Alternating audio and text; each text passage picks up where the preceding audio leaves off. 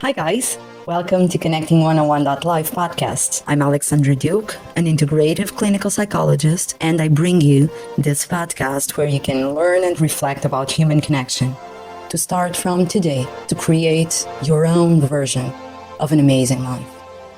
Enjoy the episode, and until next time, don't forget to live an amazing life.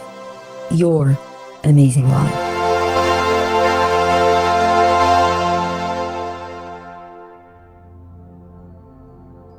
Hi guys, welcome to Connecting 101.live. I'm Alexandra Duque, Integrative Clinical Psychologist, and I'm here today to help you on how to cope with the emotional challenges of COVID-19 or coronavirus.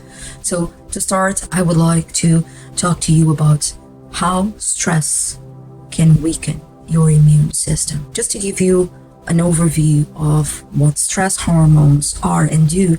So imagine for a second that thousands and thousands of years ago, you were in a savanna and you were facing a lion or a saber-toothed tiger. So the reaction of your body, the stress response, the fight or flight or flee reaction of your body would be named as the stress response. And that stress response has different layers, but just to give you an idea, the main stress hormones in our body are adrenaline and cortisol. And what they do, they pump your entire system to respond to the threat. So responding to the threat means, well, it's not too bad. The lion or the tiger is either to run from there as fast as I can or to play dead to the best of my abilities to see if that animal will ignore me. So those stress hormones will be responsible for shutting down anything in your body that's not meant for your immediate survival. And with that, your immune system is not the priority. At the same time, when we're talking about the immune system, we're talking about the importance of how you deal with stress. And stress has a huge impact on your immune system. All the stress hormones will be depleting your immune system and shutting down parts of your body functions that are not as important for you to survive. So minding yourself and being aware of your stress response is actually caring for your immune system. And with that, it's also very important emotional awareness. What are the feelings that are mainly present at this moment in yourself, in your body, in your mind? Is it fear? And if it's fear, what type of fear? What are you most afraid of? Are you most afraid of getting the virus, because you're in quarantine, you don't have enough products or goods to keep yourself at home for a few weeks? What are you most afraid of? And when you ask this question and you rationalize about your fears, of course, a part of your fear is just emotional, so it doesn't have to be rational. That's the nature of fear. But you can plan rationally to face your fears. And that planning is actually reducing the fear, is the response, the rational response to a very emotional fear. So the information that you're seeking can also help you to cope with your fears. So it's important, for example, if you're afraid of not having enough goods at your place for you and your family to survive for at least 2 weeks, it's very important that you're checking the news if the supply chain is still okay or if there's some ruptures, and be aware of that. Keep yourself informed of what's available, what's the measures the governments and the health systems are taking, and keep yourself planning for that. And if it's your fear to catch the virus, even though you know that you're not in the risk population, or especially if you are, which type of care you should have with yourself, plan for that. Plan how you can isolate yourself from people that could have the virus. And this is virtually all people, because we don't know who catches or doesn't catch the virus, even though they might be showing no symptoms. And the other thing is also to strengthen your immune system. It's very important that you feel positive emotion. So you might be asking me, how can I feel positive in the middle of all of this? It's not necessarily to lie to yourself, pretending this is not a challenging situation. This is probably the most challenging situation the world is living collectively for probably all our lives. It's also important to take care of yourself, but also to take care of your emotional health. Self-isolation or quarantine does not mean that you shouldn't talk to other people, that you shouldn't be in touch with your friends, with your family, with your close family, in your household. You don't need to avoid each other, except, of course, if you know that one of you is showing symptoms that the other one is not. But if you're living in the same house, if one has the virus, we are all getting the virus. So there's no need to avoid physical contact inside your home with the people that are sharing that space every day with you. One of the things to protect yourself and in a way to reduce the stress levels, what we can ask ourselves is, what's the opportunity here? What can we see for ourselves, for the world, that this whole frightening, challenging situation is doing for mankind? A few months ago, we were all discussing the problems of world pollution, world contamination, how we are depleting the world of all of its natural resources.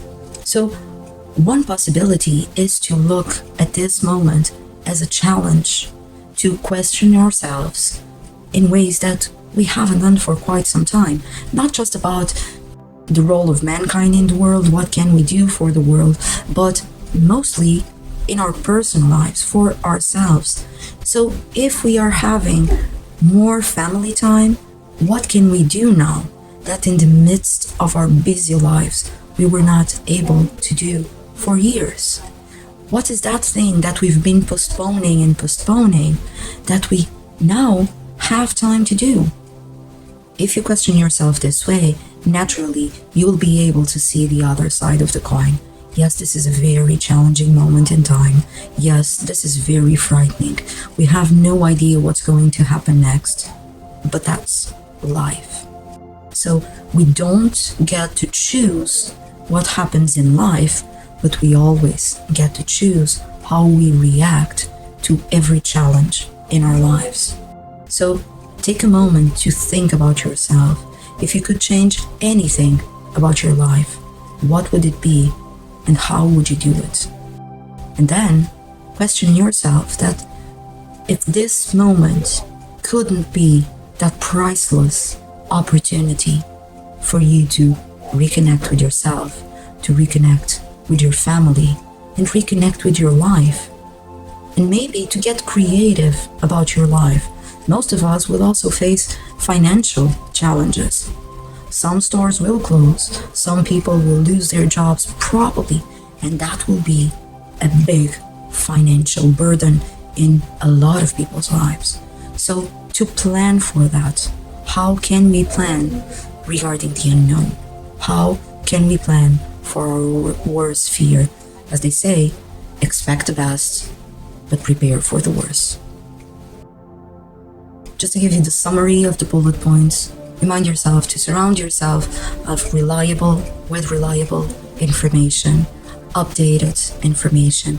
Do not spend your day chasing news. Yes, keep yourself informed, but don't spend the whole day looking for social media, for TV news, for newspapers, for wherever you get your information. Live your life wisely, but not panicking all the time. Then, emotional awareness. Very, very important to be in contact with your feelings, be aware of your feelings, share your feelings, talk about your feelings within the family. What are you afraid of? What are they afraid of? And by yourself and with your family, make a reliable and very rational plan for all those different situations. Every time that you plan based on a fear, you will not be feeding that fear.